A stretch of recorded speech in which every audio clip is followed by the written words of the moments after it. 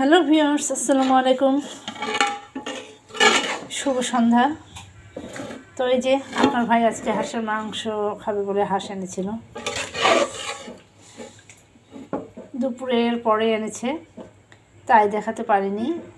এই যে হাঁস বেছে আমরা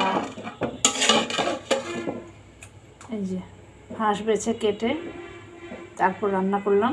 রান্না করতে করতে প্রায় সন্ধ্যা হয়ে যাচ্ছে। এগুলোর অনেক কাজ থাকে, যেমন কুটা বাছা, পুরা পুড়তে হয়। তো হাঁস আমরা অফেনলি খাইয়ে থাকি, আপনার ভাই খুব পছন্দ করে, বাচ্চারাও ভীষণ পছন্দ করে। তো এই যে দেখুন হাঁসের মাংসটা এখন আমি কষিয়ে নিচ্ছি, প্রায় কষা হয়ে আসছে। একটু বেশি দিয়েছিলাম, বাকিটা এখন আমি করে নিচ্ছি। এই যে দেখুন হাঁসটা খুব সুন্দর ছিল, খুব হেলদি ছিল হাঁসটা। এই যে দেখুন, এখন শীতের সময় হাঁস আমাদের সবারই জিভে জল আসার মতো খাবার একটা। এই যে লোভনীয় খাবার হাঁসের মাংস। তো এই হাঁসের মাংস দিয়ে আজকে আমি জালি পিঠা করব, খোলা জালি পিঠা। তো খোলা জালি পিঠার জন্য আমি এখানে আটা নিয়েছি, হালকা কুসুম গরম পানি নিয়েছি, তার সঙ্গে একটা ডিম নিয়েছি। এই যে ডিমটা দেখুন, এটা আমি খোলা জালি পিঠায় দেব, আর একটু লবণ দেব স্বাদ মতো। তো খোলা জালি পিঠাটা শীতের সময় সাধারণত ওই যে চালের গুঁড়ি নিয়েছি, চালের গুঁড়ি বাবার বাড়ি থেকে এনেছিলাম, তো চালের গুঁড়িটা দিয়ে করব। খোলা জালি পিঠাটা আমি গত বছরে করেছিলাম, আপনার লিঙ্কে দিয়েছিলাম হয়তো। তো এই তো আজকেও আমি ভাবছি যে হাঁসের মাংস দিয়ে খোলা জালি পিঠা না খেলে কি হয়, তাই আর কি খোলা জালি পিঠা তৈরি করব। তো হাঁসের মাংসটা আমার হয়ে আসছে, হাঁসের মাংস দিয়ে আজকে আমরা খোলা জালি পিঠা খাবো। দেখুন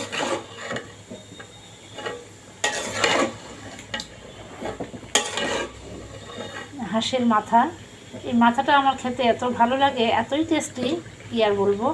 মাথা আমার ভীষণ পছন্দ, আর আমার বাচ্চারা তো রান খাবেই খাবে, তাদের তো রান না হলে চলেই না।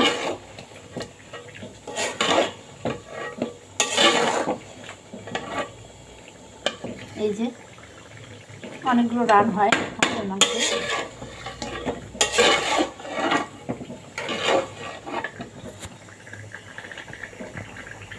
তো ফিরে আসছি কিছুক্ষণের মধ্যে।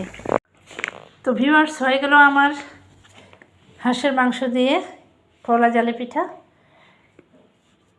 এই যে দেখুন, আপনারাও যে জানে না তাদেরকে জানিয়ে দেবেন, টেস্ট করে দেখতে পারেন। খোলা জালি পিঠা শীতের সময় পিঠা না হলে কি জমে।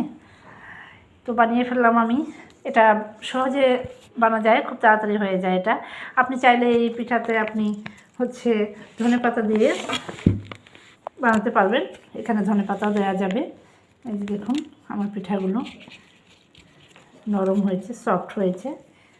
এই যে দেখুন, এটা কিন্তু খোলা জালি পিঠা, ছিদ্রযুক্ত এবং একটু ভাঙা ভাঙা টাইপের থাকবে। তো এই যে দেখুন, এটা খোলা জালি পিঠাটা অনেক সফট হয়েছে, খেতে খুব মজা করে। নোয়াখালীর ঐতিহ্য, আমাদের দিনাজপুর ডিস্ট্রিক্টেও প্রচলন আছে এগুলোর। তো হয়ে গেল আমার খোলা জালি পিঠা। আর এই যে হাঁসের মাংস, এটা আগেই বলেছি যে কোনো মাংস দিয়ে আপনারা চাইলে খেতে পারেন। তো আমরা অফেনলি হাঁস খেয়ে থাকি, সেজন্য আমার হাঁসের মাংস দিয়ে আমি খোলা জালি পিঠা তৈরি করেছি। তো ভিডিওটি ভালো লাগলে লাইক, শেয়ার অ্যান্ড কমেন্ট করতে ভুলবেন না। আপনাদের লাইক শেয়ারে আমাদের ভিডিও সার্থক হয় এবং হবে। তো আজ এ পর্যন্তই, সঙ্গে থাকার জন্য ধন্যবাদ। আসসালামু আলাইকুম।